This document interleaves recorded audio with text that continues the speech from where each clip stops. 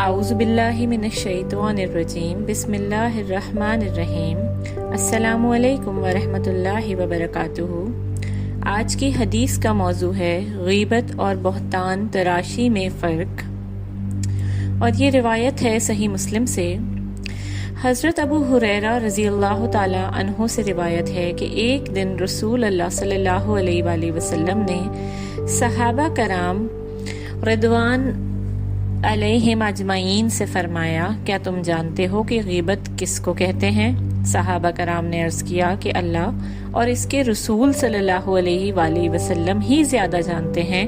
آپ صلی اللہ علیہ وآلہ وسلم نے فرمایا کہ غیبت یہ ہے کہ آدمی اپنے بھائی کا ذکر اس طرح کرے کہ اگر وہ اس کو سنے تو ناپسند کرے۔ بعض صحابہ نے عرض کیا، یا رسول اللہ صلی اللہ علیہ وآلہ وسلم، اگر اس میں وہ عیب واقعتاً موجود ہو جو میں نے بیان کیا ہے؟ آپ صلی اللہ علیہ وآلہ وسلم نے فرمایا، اگر اس میں وہ عیب موجود ہو جو تم نے بیان کیا ہے تب ہی تو وہ غیبت ہے، اور اگر اس میں وہ عیب موجود نہیں ہے جو تم نے کہا تب تو وہ بہتان یعنی الزام تراشی ہے۔ جزاک اللہ خیرا کثیرا۔